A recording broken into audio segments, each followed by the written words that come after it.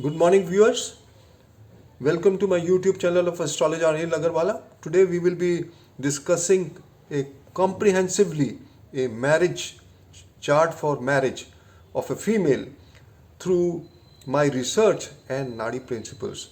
So please have a look at this chart of Aquarius Lagna. In this article, I am going to analyze the birth chart for an individual using my research and Nadi principles for marriage analysis who is still unmarried. I have used my research and Nadi principle to analyze the marriage promise in the chart. There seems to be oblique parameters for marriage, but taking a positive stance, the native can enter into relationship in Saturn, Sun oblique Moon Dasha, as can be seen from the planetary positions. But the Dasha Saturn Rahu may be most enigmatic one for the marriage, it so seems. The Jupiter affliction in the 8th house indicates delay in marriage indefinitely, and the combinations are extremely weak in the chart for a good marriage. The birth details are not being given for the reasons best known. The chart is of Aquarius Lagna, as I have mentioned. The Garbhashishta planets are Rahu and Ketu, and both are afflicted. And as far as marriage is concerned, Garbhashishta planets are the seeds of our life, and whatever good or bad is promised in our life is given by these planets.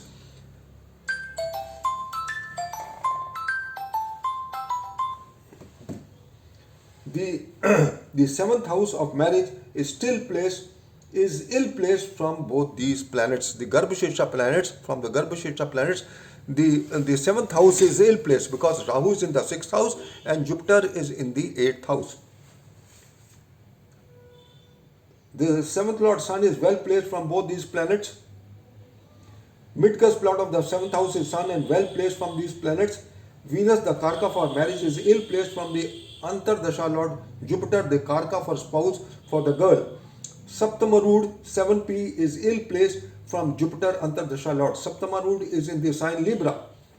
Saptamarud is ill placed from the Jupiter, the Karka for spouse for women. Rahu promises marriage, but Jupiter does not, since out of the above parameters, Jupiter promise only is 20%. Another parameter is Rahu Ketu and Mars in the Kendra from Chandra Kundli spoils the effects of even Rahu in the chart. Hence, marriage is not destined for the nature. A good marriage is not destined for the nature, for the native. Jupiter is placed in the 8th house and afflicted by Saturn. In case of girls, Jupiter placement in the 8th house when afflicted delays the marriage indefinitely.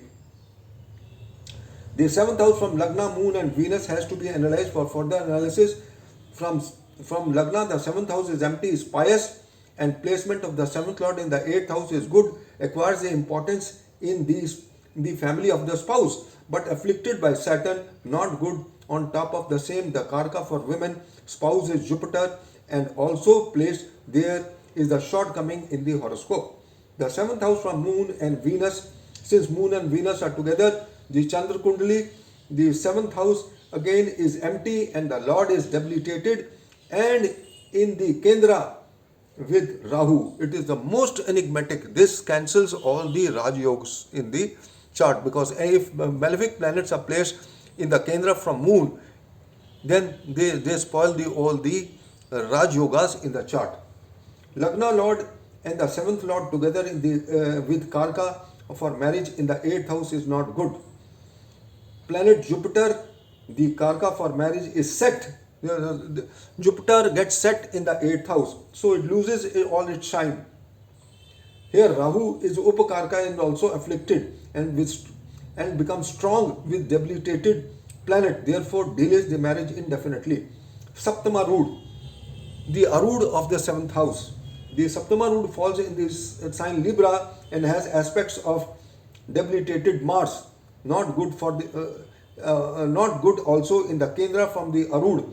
There are malefics, not good for the fortune and luck after marriage, and there is no support. The support level is seen from the Kendra from the 7p. The Aruda, Saptamaruda, and Ketu is there, and then Mars and Rahu is there. That means there is no support system in the, if marriage take place, there is no support system. So when there is support system is not there, the tenure of the marriage suffers. Fifth house from the 7P has aspects of debilitated Mars. There will be no Apnapan in the house of the spouse and there will be no Lakshmi.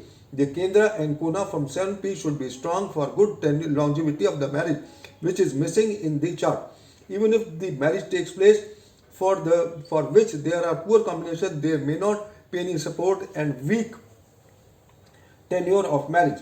7P is Libra and has Venus. This posture of Venus has relations with Mars, who is also afflicted by Rahu and Ketu. These conditions do not give marriage, and if marriage takes place, then it is like no marriage. Both the husband and wife will not mesh with each other. The third, fifth, and seventh Tara from the 7P is not good for marriage, and Dasha of these planets give hurdles and separations in the third Tara of Moon Dasha, in the fifth Tara of Rahu Dasha, and in the seventh Tara of Saturn. And hence, Saturn Rahu Dasha may be most enigmatic for marriage, although the Dasha of Saturn is also enigmatic one, and the Dasha is also, the Dasha running at present is also Saturn. Houses of marriage 2, 4, 7, 8 and the 12th house. All these houses and the house lords are not placed well. Hence the above houses are not strong and there are delays marriage as stated above. Mid-cusp lord of the 7th house, the juice of the 7th house. The mid-cusp lord of the 7th house is Sun, and from Sun to Karka for spouse, Jupiter, a malefic planet Saturn, and the Dasha is also in operation, is extremely bad for marriage. MCL is placed in the 8th house with Lagna lord and 7th lord, and Karka of spouse is another shortcoming, especially when under affliction. Bhavat Bhavam. 7th from 7th is Lagna and again has aspects of debilitated Mars. As per Navamsha, afflicted badly as per Rashi Tula Navamsha, since there will be Ketu and Mars in the Lagna. If you go to the Navamsha, you find in the Aquarius sign Ketu and Mars. So it is not good. Navamsha. The Navamsha rising is Pisces of the second house of the chart, and the Lagna lord of the sixth house is in Rahu Ketu axis. Jupiter is in Rahu Ketu axis in the sixth house. As per mathematical Navamsha, the Pisces sign and the sixth Navamsha is rising and is signified by just the fourth pad as per the mathematical Navamsha. And the sign is Scorpio and the Lord is Mars debilitated and in the Rashi chart, and the star Lord is Mercury, again has aspects of debilitated Mars. Mars in the Navamsha is also afflicted as per Rashi Tula Navamsha. Mars joins the Lagna Aquarius with Ketu and Rahu in the 7th house is another shortcoming in the horoscope. Ketu connected to 7th Lord Sun by Mars 4th aspect spoils the complete game. Trishamsha. Venus and Lagna of the D9 should not be afflicted in this chart. Pisces has in this, the Pisces sign has Saturn and Sun, marks it afflicted. Venus is placed well, but the Lagna of the D9 is afflicted. Hence it brings adversity in the life of the women. Similarly, the 7th house and 7th lord should not be afflicted. Here the 7th lord Sun and Saturn are both together in Pisces are not good. As per the above, the native has poor parameters for marriage as per Rashi chart and the moon chart, but taking a positive stance when Venus in declination reaches the 7th house or over the 7th lord is the time for marriage. Venus as per declination is over the, since she has completed 39 years.